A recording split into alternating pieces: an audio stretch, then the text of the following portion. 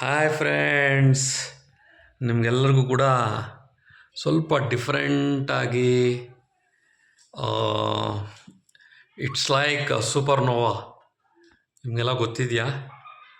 ಗೊತ್ತಿಲ್ಲ ಅಂದರೆ ಆಕಾಶದಲ್ಲಿ ನಡೀತಕ್ಕಂಥ ಕೆಲವು ಮಿರಾಕಲ್ಸ್. ಅಲ್ಲಲ್ಲಿ ಸ್ಟಾರ್ಸ್ಗಳು, ಲೈಟಿಂಗ್ಸು, ಇದೆಲ್ಲ ಕೂಡ ಮಕ್ಕಳು ನೋಡಿ ಖುಷಿ ಪಡಲಿ ಅಂತ ಹೇಳಿಬಿಟ್ಟು, ಮತ್ತು ನನ್ನ ವಿಡಿಯೋ ರೊಟೀನಾಗಿಲ್ದಿರೋ ಸ್ವಲ್ಪ ಡಿಫ್ರೆಂಟಾಗಿ ಟ್ರೈ ಮಾಡಿದೆ. ನೀವು ಇದನ್ನು ನೋಡ್ಬೋದು. ಮೇಲ್ಗಡೆ ಅಂದರೆ ನಾವು ಮಲಗಬೇಕಾದ್ರೆ you can see the stars and ಕಲರಾಗೆ ತಿರುಗ್ತಾ ಇದೆ ನೋಡಿ. So you feel different and better. ಇದು ಆ್ಯಕ್ಚುಲಿ ನೈಟ್ ಮಲಗೋದಕ್ಕೆ ಬೆಡ್ರೂಮ್ನಲ್ಲಿ ಇದನ್ನು ಪ್ಲೇ ಮಾಡಿದ್ದೇನೆ. So the reason behind these, ಈಗೇನಂದರೆ ಮಕ್ಕಳಿಗೆ ನಾನು ಒಂದು ಸಣ್ಣ ಆಟ ಆಡೋದು ಯಾವ ರೀತಿ ಅನ್ನೋದನ್ನು ಹೇಳಿಸ್ಕೊಡೋದಕ್ಕೆ ಟ್ರೈ ಮಾಡ್ತಿದ್ದೇನೆ. ಸೊ ಅವ್ರಿಗೆ ಸ್ವಲ್ಪ ಕ್ಯೂರಿಯಾಸಿಟಿ ಬರಲಿ ಅಂತ ಹೇಳಿ ಇದನ್ನು ಶೋ ಮಾಡಿದ್ದೇನೆ. Let them start. ಆ ಗೇಮ್ ಏನು, ಆ ಗೇಮ್ ಈಗ ಯಾರ್ಯಾರು ಆಡ್ತಿದ್ದೀವಿ ಅನ್ನೋದು ಕೂಡ ಹೇಳ್ತೇನೆ.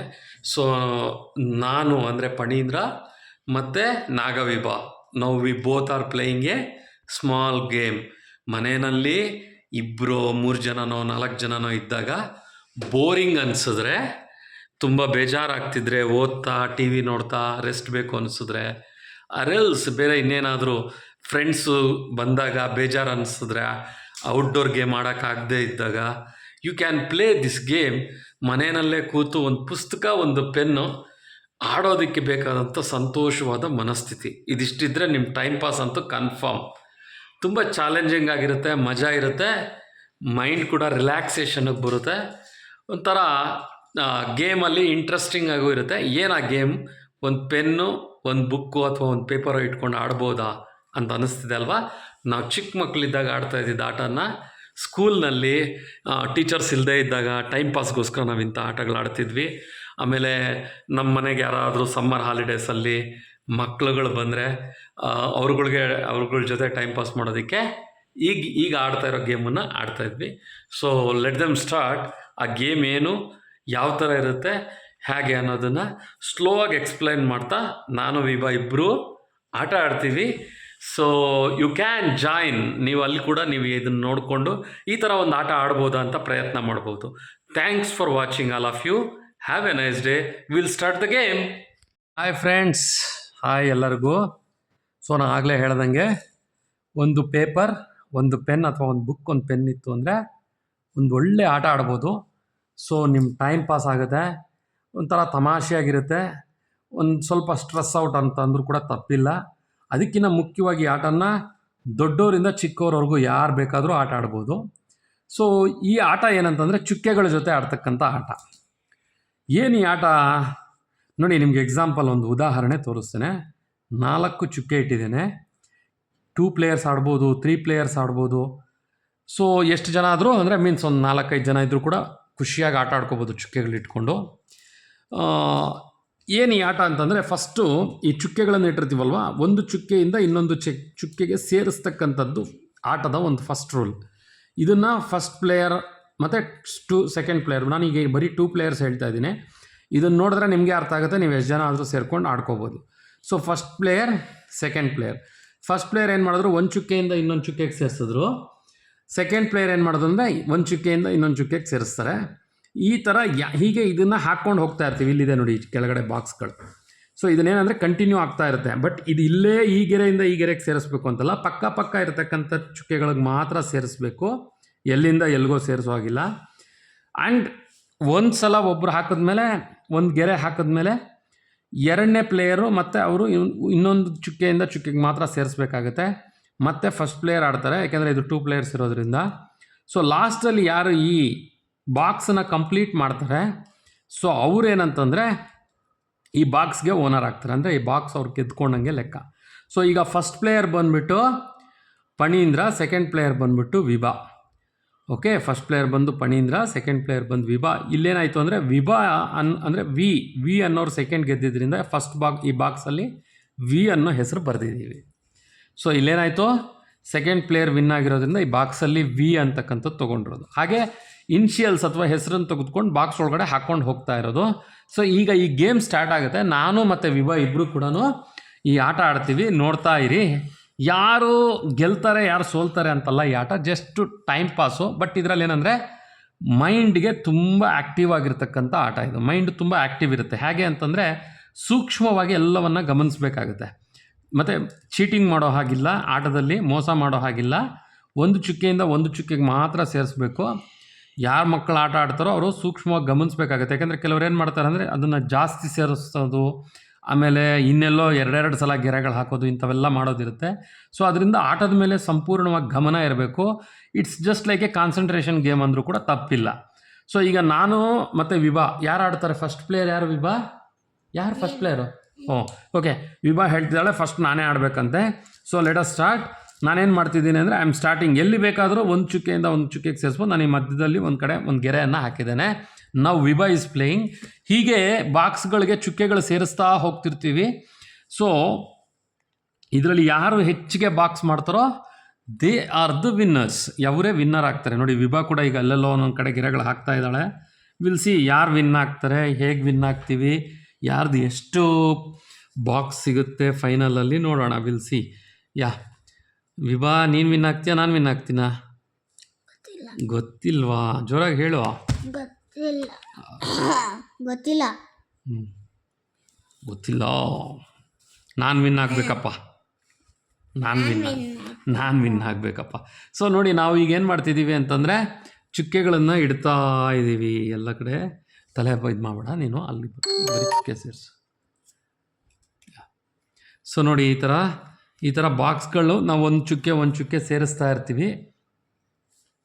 ದೂರದಿಂದ ಹಾಕು, ಅಲ್ಲಿ ನೋಡಿ ಅಲ್ಲಿ ಬರ್ತಾ ಇದೆ, ಬರೀ ನೀನು ಹೇರ್ಸಿಂದ ಬರ್ತಾ. ನೋಡಿ ಈ ಥರ ಚುಕ್ಕೆಗಳನ್ನು ಸೇರಿಸ್ತಾ ಇದ್ದೀವಿ ಅಲ್ಲಿಂದನೇ ನೋಡಿ. ಓಕೆ ಸಿ, ಈಗ ನೋಡಿ ಸುಮಾರು ಬಾಕ್ಸ್ಗಳಿಗೆ ಇನ್ನೂ ಸ್ಟಾರ್ಟ್ ಆಗಿಲ್ಲ, ಬರೀ ಚುಕ್ಕೆಗಳನ್ನೇ ಸೇರಿಸ್ತಿರ್ತೀವಿ. ಸಡನ್ನಾಗಿ ಏನಾಗುತ್ತೆ ಅಂತಂದರೆ ಬಾಕ್ಸ್ಗಳು ಸ್ಟಾರ್ಟ್ ಆಗುತ್ತೆ. ಅಲ್ಲೇ ಆಟ ಟ್ವಿಸ್ಟ್ ಬರೋದು. ಯಾವಾಗ ಯಾರು ಯಾಮಾರ್ತಾರೆ, ಯಾರಿಗೆ ಬಾಕ್ಸ್ಗಳು ಕೊಡ್ತಾರೆ, ಹಾಗೆ ಗಮನ ಇಟ್ಟು ಆಡಿದ್ರೆ ಮಾತ್ರ ಗೊತ್ತಾಗುತ್ತೆ. Vibha is going to give one box. ನನಗೊಂದು ಬಾಕ್ಸ್ ಕೊಟ್ಲು ವಿಭಾ. ಸೊ ನಾನು ವಿನ್ ಆದೆ ರೀ, ಒಂದು ಬಾಕ್ಸು. ಸೊ ಈಗ ಮತ್ತೆ ನೋಡಿ ನಾನೀಗ ಅವಳಿಗೆ ಅದು ಬಾಕ್ಸ್ ಕಂಪ್ಲೀಟ್ ಆಯ್ತಲ್ಲ, ನಾನು ವಿಭಾಗ ಒಂದು ಗೆರೆ ಹಾಕ್ಕೊಡ್ಬೇಕಾಗತ್ತೆ. ಒಂದು ಸಲ ಬಾಕ್ಸ್ ಕಂಪ್ಲೀಟ್ ಆದರೆ ಇನ್ನೊಂದು ಗೆರೆ ಹಾಕಬೇಕಾಗತ್ತೆ. ವಿಭಾ ಚಾನ್ಸ್ ಕೊಡಲಿಲ್ಲ ಅವ್ರ ಅಪ್ಪಂಗೆ. ಎಸ್, ಈಗ ನೋಡಿ ಇಂಟ್ರೆಸ್ಟಿಂಗ್ ಆಗಿರುತ್ತೆ ಗೇಮ್ ಇದು. ಮಕ್ಕಳ ಜೊತೆ ಆಟ ಆಡಿ, ದೊಡ್ಡವ್ರು ಆಟ ಆಡಿ, ದೊಡ್ಡವ್ರು ಕೂಡ ಈ ಆಟನ ಆಡ್ಬೋದು. ಆಯಿತಾ? ನಾವು ಇನ್ಷಿಯಲ್ಗಳು PV ಅಂತ ಹಾಕೋ ಬದಲು ಯಾರಾದರೂ ದೇವ್ರ ಹೆಸರು ಬೇಕು ಅಂದ್ರೆ ರಾಮ ಕೃಷ್ಣ ಅಂತ ವಯಸ್ಸಾದವ್ರು ಕೂಡ ಈ ಥರ ಚುಕ್ಕೆಗಳು ಇಟ್ಕೊಂಡು ವಯಸ್ಸಾಗಿರೋರು ಇದ್ದರೆ ಅವ್ರು ಕೂಡ ಈ ಥರದ್ದೊಂದು ಆಟವನ್ನು ಆಡ್ಬೋದು. ವಿಭಾ ಒಂದು ಪಾಯಿಂಟ್ ತೊಗೊಂಡ್ಲು. ಓಕೆ, ಇನ್ನೂ ಒಂದಿದೆ ವಿಭಾ, ಇನ್ನೊಂದು ಚಾನ್ಸ್ ಇದೆ ವಿಭಾ. ಸರಿಯಾಗಿ ನೋಡು, ಅದನ್ನೇ ಹೇಳೋದು. ಕಾನ್ಸಂಟ್ರೇಷನ್ ಕೊಟ್ಟು ಆಡಿದ್ರೆ ನಿಂಗೆ ಗೊತ್ತಾಗುತ್ತೆ. You will get one more chance. ನೋಡು, ಇದನ್ನು ಹಾಕಿದ್ರೆ ನಿಂಗೆ ಇನ್ನೊಂದು ಬಾಕ್ಸ್ ಸಿಗುತ್ತೆ. ನಾನು ಹೇಳ್ಕೊಡ್ಬಾರ್ದು ಅದನ್ನು, ನೀನು ಅದಕ್ಕೆ ಈ ಆಟನ ನಾನು ಕಾನ್ಸಂಟ್ರೇಷನ್ ಗೇಮ್ ಅಂತ ಹೇಳಿದ್ದು. ಇನ್ನೊಂದು ಗೆರೆ ಹಾಕು. ಇದನ್ನು ಯಾರು ಕೂಡ ಈ ಥರ ಆಟದಲ್ಲಿ ಹೇಳ್ಕೊಡ್ಬೇಡಿ. ಈ ಆಟನೇ ಕಾನ್ಸಂಟ್ರೇಷನ್ ಗೇಮ್. ಇದು ಮೋಸ ಅಲ್ಲ. ನೀವು ಹೇಳಲಿಲ್ಲ ಅಂದರೆ ಅದು ಮೋಸ ಅಲ್ಲ, ಅವ್ರಿಗೆ ಗಮನ ಇಲ್ಲ ಅಂತ. ಸೊ ನಾನೀಗ ವಿಭಾಗ ಫಸ್ಟ್ ಅವಳು ಇನ್ನೂ ಮಗು ಅಲ್ವಾ, ನಾನು ಅವಳಿಗೆ ಅದನ್ನು ಎಕ್ಸ್ಪ್ಲೈನ್ ಮಾಡಿ ಹೇಳ್ತಿದ್ದೀನಿ. ಈ ಬಾಕ್ಸು ವಿಭಾ ಮರ್ತೋಗ್ತಿದ್ಲು. ನಾನು ಅವಳಿಗೆ ಹೇಳಿದೆ, ಇಲ್ಲಿ ನೀನು ಗೆರೆ ಹಾಕಿದ್ರೆ ಇದು ನಿನಗೆ ಆಗುತ್ತೆ ಈ ಹೆಸರು ಅಂತ ಹೇಳಿಬಿಟ್ಟು. ಸೊ ನೆಕ್ಸ್ಟ್ ಸಿ, ಇವಾಗ ವಿಭಾ ಮತ್ತಿನ್ನೆಲ್ಲಿ ನನಗೆ ಚಾನ್ಸ್ ಕೊಡ್ತಾಳೋ ನೋಡೋಣ. ವಿಭಾಗ ನೋಡಿ, ಇಲ್ಲಿ ವಿಭಾ ಇಲ್ಲಿ ಹಾಕಿದ್ದಿದ್ರೆ ನನಗೆ ಚಾನ್ಸ್ ಸಿಗ್ತಿರ್ಲಿಲ್ಲ. ಬಟ್ ವಿಭಾ ನನಗೆ ಇಲ್ಲಿ ಚಾನ್ಸ್ ಕೊಟ್ಟಿದ್ದಾಳೆ. ಓಕೆ, ಬಟ್ ನಾನೇನು ಮಾಡ್ತೀನಿ, ನಾನು ಇಲ್ಲಿ ಗೆರೆ ಹಾಕಿದೆ. ಸೊ ಇವಾಗ ವಿಭಾಗ ನಾನು ಚಾನ್ಸ್ ಕೊಡಲಿಲ್ಲ.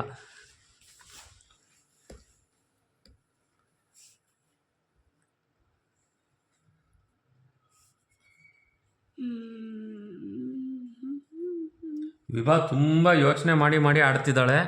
ಅವಳು ನನಗೆ ಈ ಸಲ ಚಾನ್ಸ್ ಕೊಡಲಿಲ್ಲ. ನಾನು ವಿಭಾಗ ಕೊಡೋದಿಲ್ಲ, ಯಾಕೆಂದರೆ ಈ ಸಲ ಬಾಕ್ಸ್ ನನಗೇ ಬೇಕು ಅಂತ ನಾನು ಆಡ್ತಿದ್ದೀನಿ. ಸೊ ಯಾರು ವಿನ್ ಆಗ್ತಾರೆ ನೋಡಿ. PV 2 P ಇದೆ, 2 V ಇದೆ. ಆಟ ತುಂಬ ಇಂಟ್ರೆಸ್ಟಿಂಗ್ ಆಗಿದೆ. ಇಬ್ಬರು ಈಕ್ವಲ್ ಆಗಿ ಹೋಗ್ತಿದ್ದೀವಿ. ವಿಭಾ ಮತ್ತೆ ನನಗೆ ಚಾನ್ಸ್ ಕೊಡಲಿಲ್ಲ. ವಿಭಾ ತುಂಬ ಕಾನ್ಸಂಟ್ರೇಟ್ ಕೊಟ್ಟು ಆಡ್ತಿದ್ದಾಳೆ. ನಾನು ಹಾಗೇ ಆಡ್ತೀನಿ. ಹೇಗೇನು ನಾನು ಕೊಡ್ತಿಲ್ಲ ಅವಳಿಗೆ ಬಾಕ್ಸು. ನೋಡೋಣ ಮತ್ತೆ ವಿಭಾ ಏನು. ಸೊ ಈಗ ಆಟ ಸ್ಟಾರ್ಟ್ ಆಗಿದೆ. ಈಗ ಯಾರು ಆಡಬೇಕಾಗಿರೋದು ವಿಭಾ? ನಾನು ಆಡಬೇಕು. ಸೊ ಎಸ್, ನಾನು ಯಾವ್ದು ಮಾಡಲಿ ಈಗ ಆಟದಲ್ಲಿ? ಓಕೆ ತಗೋ ವಿಭಾ. ನಾನು ಕೊಡಲ್ಲ ನಿಂಗೆ ಬಾಕ್ಸ್ಗಳು, ನೀನು ಕೊಡಬೇಡ ನನಗೆ. ಆ ಥರ ಆಡಬೇಕು. ಅಲ್ಲಿ ಹಾಕಿದ್ರು ನಾನು ತೊಗೊಳ್ತೀನಿ. ಸೊ ಈಗ ಮತ್ತೆ ನಾನು ಮುಂದಕ್ಕೆ ಬಂದೆ. ನಂದೀಗ 3 ಬಾಕ್ಸ್ ಆಯಿತು. ವಿಭಾದ್ 2 ಇದೆ. ಸೊ ನನಗೇನು ಮಾಡಲಿ? ನಾವು ವಿಭಾಗ್ ಈಗಲೂ ಚಾನ್ಸ್ ಕೊಡಲ್ಲ. ನೋಡಿ ಫ್ರೆಂಡ್ಸ್, ಈ ಥರ ಗೆಲ್ಲೋದಕ್ಕೋಸ್ಕರ ಆಟ ಆಡಬೇಕು, ಬಟ್ ಹೆಲ್ದಿಯಾಗಿರ್ಬೇಕು ಯಾವತ್ತು ಆಟದಲ್ಲಿ ಗೆಲುವು. ನೋಡಿ ವಿಭಾನು ನನಗೆ ಕೊಡಲಿಲ್ಲ ಈ ಆಟ. ನಾನು ಕೊಡಲ್ಲ. ಈಗೇನು ಮಾಡ್ತೀಯ ವಿಭಾ?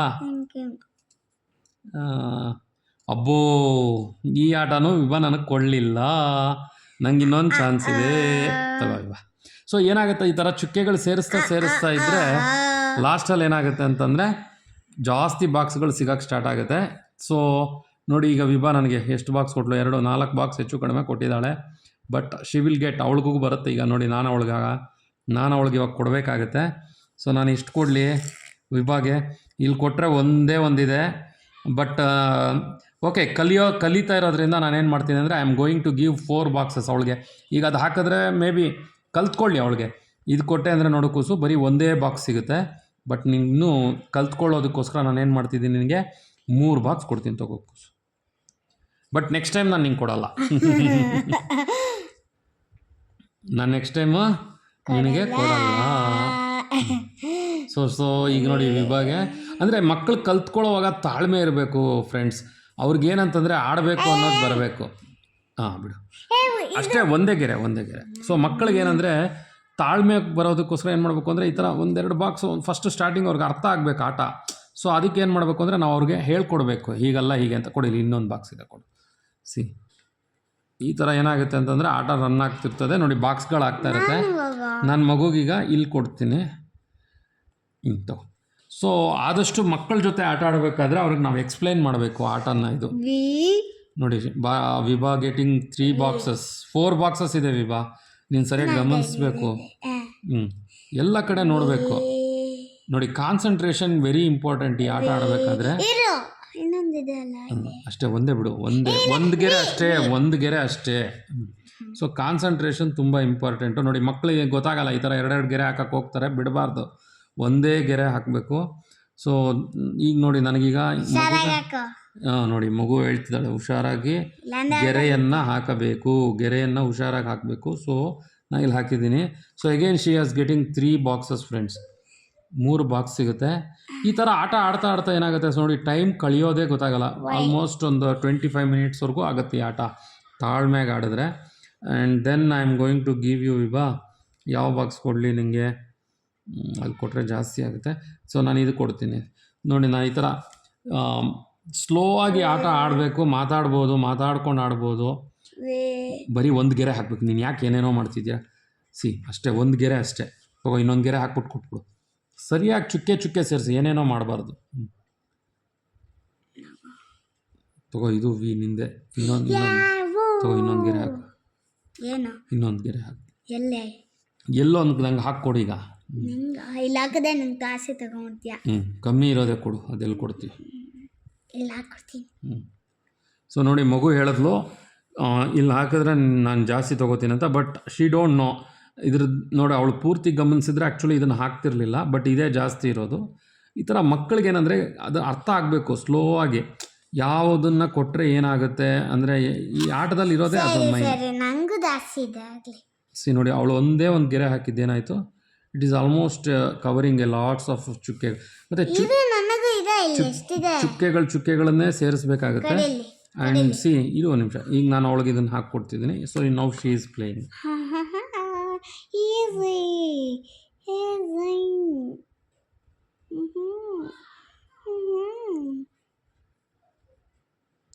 ಸೊ ನೋಡಿ ಫ್ರೆಂಡ್ಸ್, ಈಗ ಆಲ್ಮೋಸ್ಟ್ ಆಟ ಮುಗಿದಿದೆ. She is also played well.